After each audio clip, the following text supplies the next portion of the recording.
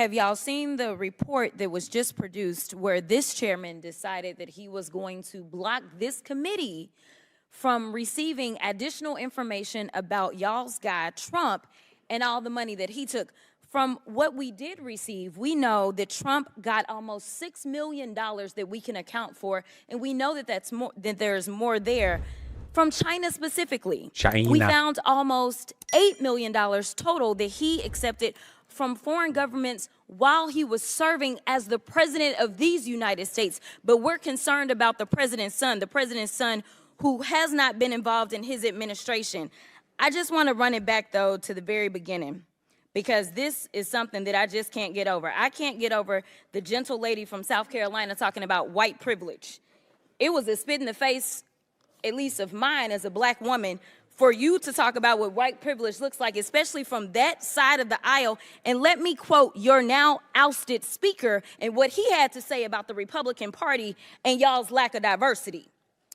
When you look at the Democrats, they actually look like America. When I look at my party, we look like the most restrictive country club in America. So let me tell you something. Y'all don't know what white privilege looks like, but I'm gonna show you a little bit of something.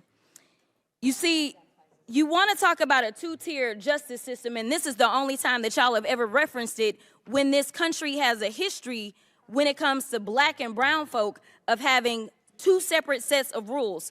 And right now what you want to do is have two separate sets of rules because Mr. Moskowitz offered y'all a fair situation. He said he would vote for Hunter to be held in contempt if y'all voted to hold all, even if you remove all of the members of Congress. There's still other people that y'all haven't decided that y'all have excuses for, but y'all don't want to hold them in contempt. But for some reason, the real red pill to being like a leftist, or at least somebody who's taking the progressive game seriously, is to know that no matter what she says, no matter how eloquently she delivers her points or how effectively she applies her rhetoric, a lot of Republican voters watching this will just see her and see a dumb black woman, and there's nothing you can do about it. Like, real fucking giga-brain red-pilled knowledge is knowing that, like, the rhetoric has a place, and there's like a wall where it stops, and past that point, you know, it's like greater action has to be taken. One of the big, like one of the most damaging conceits of liberalism is the idea that, like, on a fundamental level, everyone kind of already agrees with you. You ever see liberals talk like that? Like, liberals will act like fascism from the perspective of a fascist is like a defect in their thinking. Like there's some fact they've gotten wrong, or there's like something you could point out to them and they'd be like, oh, and then like they'd be fixed or whatever, because liberals assume the ethical systems that they operate on are the ones everyone does.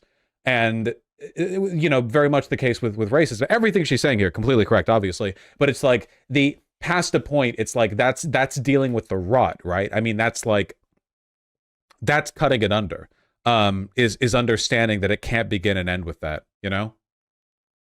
We can fix them though for yeah. It's totally possible to like fix people or whatever. I'm just saying that, you know, your model of political engagement opens up a little bit when you no longer believe that like an excellently worded speech is capable of reaching the heart of an entire nation, I guess I should say.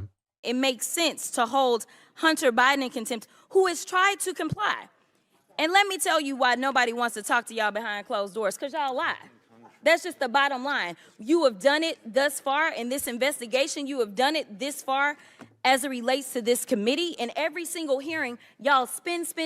I don't know how y'all are still standing right now, because you should be quite dizzy from all the spinning that you're constantly doing when it comes to spinning the truth. You talk about free and fair elections, but you back a guy who we know tried to steal the election. And this isn't about what Democrats have to say. Let me remind you, for those of you that don't know how the justice system works, it's not a matter of the president went in and indicted Trump, but we are talking about grand juries. Grand juries are comprised of American citizens, and the people that have entered pleas of guilty that will be flipping on your leader in a minute, they are Republicans. True. I do want to point that out. And half of them were Republicans that were handpicked by Donald Trump himself. So, to be clear, whatever happens to your little leader, It's going to be because of the actions that he took.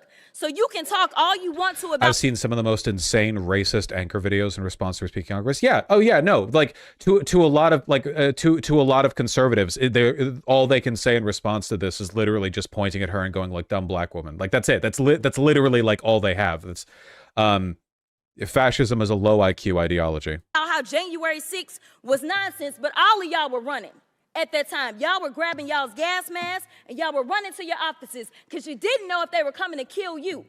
You should have cared that somebody was there to protect you, but instead you want to play games because you found out that it was your leader that decided that he wanted to propagate an insurrection on our country. So don't tell me that you care about the Constitution, because you don't.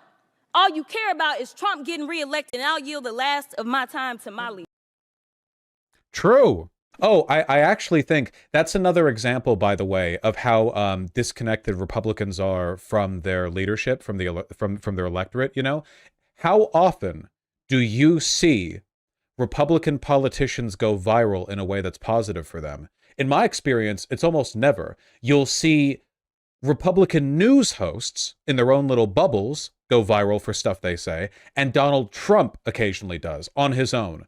But Republican congressmen and senators, almost never. And usually that's because they constantly come across like gigantic fucking retards whenever they do talk. Like a lot of them are very like inept, low charisma, they're inhuman, they're reptile people, and they don't come across like, you know, every time they get their attention, like it's almost always in a negative context. Like, to put it this way, how many times has Marjorie Taylor Greene gone viral in a way that made her look good, generally speaking? Never, like ever, never. It never happens. It is a testament to a positive attitude, I guess. There is, so a rare word of positivity for the Democrats.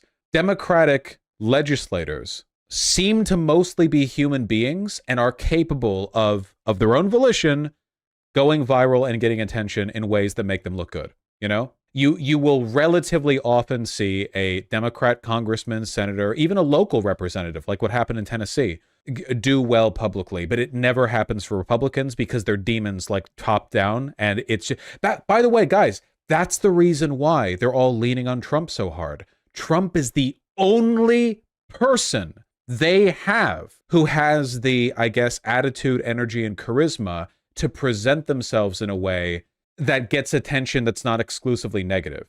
He has a kind of riz. People don't remember how bad Republicans were doing in 2015 before Trump. Yeah, no, it's like their guy, you know? Trump comes across as human. Yeah, I know it sounds reductive, and obviously Trump is a horrible piece of shit, but he does come across as human. He seems to, you know, God forgive me for the compliment, actually take joy in life and does things that I can relate to as a human being. His goofs, his gaffes, his wacky behavior, the way he goes up there on stage and makes jokes, he's petty and mean in a lot of ways, you know?